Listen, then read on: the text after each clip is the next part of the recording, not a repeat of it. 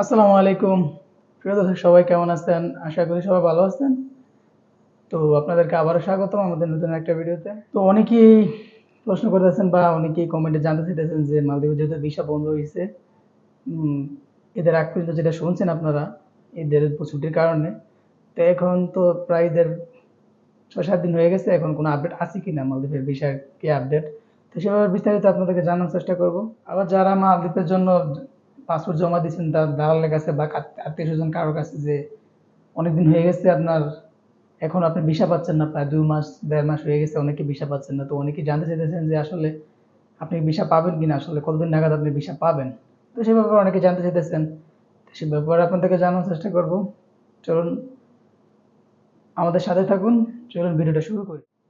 তো প্রথমে আমরা জানার চেষ্টা করবো যে যারা ২ মাস হয়েছে বা ১.৫ মাস হয়ে গেছে এখনো ভিসা পাচ্ছেন না, আসলে তারা কতদিন নাগাদ ভিসাটা পাবেন। মূল কথা হচ্ছে যে এখানে স্লো হওয়ার কারণ হচ্ছে আপনার অনেক দালাল আপনি দিচ্ছেন, দেওয়ার পরে কিন্তু অনেকে হয়তো হয়তো জমা দেয় না বা এজেন্সির কাছে জমা দিচ্ছে, হয়তো তারা এখনো জমা দেয় না, যে কোনো কারণে হোক। হয়তো এখনো এটা পাসপোর্টটা তাদের হাতে রয়েছে, এই জন্য অনেক সময় দেরি হয়। আবার অনেকে দেখা গেছে যে আপনার ডিপোজিট স্লিপ পাইছেন, অ্যাপয়েন্টমেন্ট লেটার পাইছেন, সব পাইছেন কিন্তু এখনো ভিসা পাচ্ছেন না। তো তারা আসলে একটু অপেক্ষা করতে হবে, কারণ যেহেতু ঈদ গেছে, তারপরে আপনার এখন বেশি দিন হয় না যে অফিস আদালত খুলছে এখনো।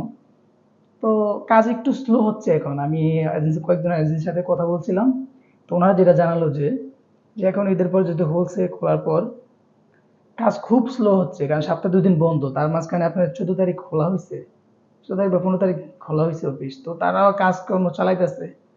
তো এখন যেটা সবচেয়ে বড় সমস্যা হচ্ছে মানে প্রসেসটা খুবই স্লো যাচ্ছে, যে আপনার কাজ খুব স্লো হচ্ছে, কারণ আপনার অনেকে জমা দেওয়ার পর দেখা গেছে ১৫ দিনও হয় না, ২০ দিনও হয়ে গেছে, ১ মাস হয়ে গেছে, অনেকেটা উঠে না। তো এটা হচ্ছে আসলে ভাগ্য, কখন কারটা উঠে সেটা তো বলা যায় না। আগে কিন্তু প্রথম প্রথম যখন ভিসা খুলছিল তখন কিন্তু জমা দেওয়ার ২ দিন ৩ দিন পরে দিয়ে দিত, পিএল করি মানে ভিসাটা দিয়ে দিত তারা। কিন্তু এখন হয়ে গেছে সমস্যাটা যে এখন আজকে জমা দিলে কারো ২০ দিনও হচ্ছে না, ২১ দিনও যাইতেছে, ১ মাসও হয়ে গেছে এখনো পান না অনেকে।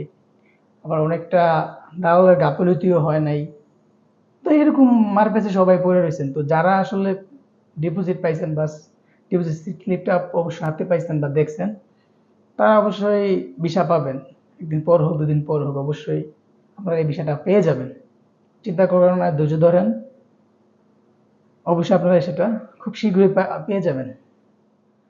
আর বন্ধ হওয়ার পর যেহেতু মালদ্বীপের ঈদের আগে মালদ্বীপের ভিসা যেহেতু বন্ধ শুনছিলেন অনেকেই, তো এটা শুধু ঈদের কারণে হয়েছে, ঈদের ছুটি যে জন্য হয়তো নতুন পাসপোর্ট তারা জমা নেয়। তো এখন কিন্তু আমি যেটা শুনতেছি যে অনেকের কাছ থেকে, কারণ সরকারি আপনার মানে কোনো ডিপার্টমেন্ট থেকে ইমিগ্রেশন বলেন, ইকোনমি মিনিস্টার বলেন, তারপরে বাংলাদেশ হাই কমিশন বলেন, তারা কিন্তু বন্ধের ভিসা যে বন্ধ হয়েছে এটা কিন্তু এখনো কেউ অ্যানাউন্স করে নাই।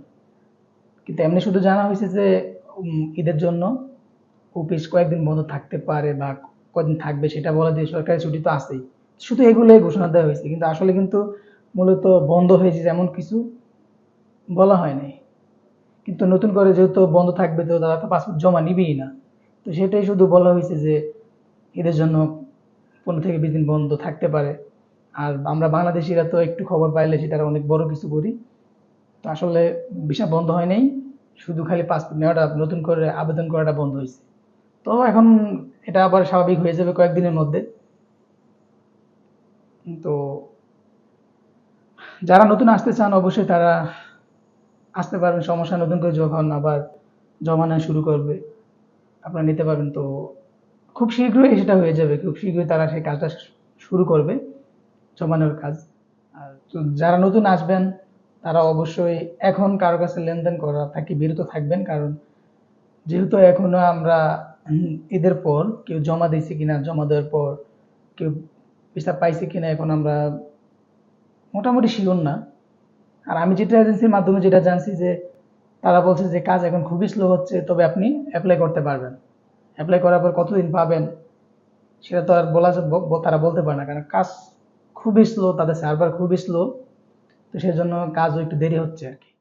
তো মালদ্বীপ যারা নতুন আসতে চাইতেছেন বা আসবেন, আমি তাদের কাছে আমি সব ভিডিওতে প্রায় বলার চেষ্টা করি, সবাই জেনে শুনে আসবেন, দালালের কথায় মানে মিষ্টি কথা ফাঁদে পড়েন না। ফ্রি ভিসা নামক যে শব্দগুলোতে আপনি যদি কোনো আত্মীয় স্বজন না থাকে তাহলে কিন্তু আপনার কোনো রক্ষা নেই এখানে এসে। তো ফ্রি ভিসায় আসার আগে আপনার অবশ্যই চিন্তা ভাবনা করে আসবেন। দালাল আপনাকে 10 থেকে 20 দিন বা 1 মাস, হাইস্ট গেলে 1 মাস দেখবে, তারপর কিন্তু আপনার দেখার মতো কোনো, যদি আপনি কোনো চাকরি আসার পর না পান তাহলে আপনার খুবই অবস্থা খারাপ হবে।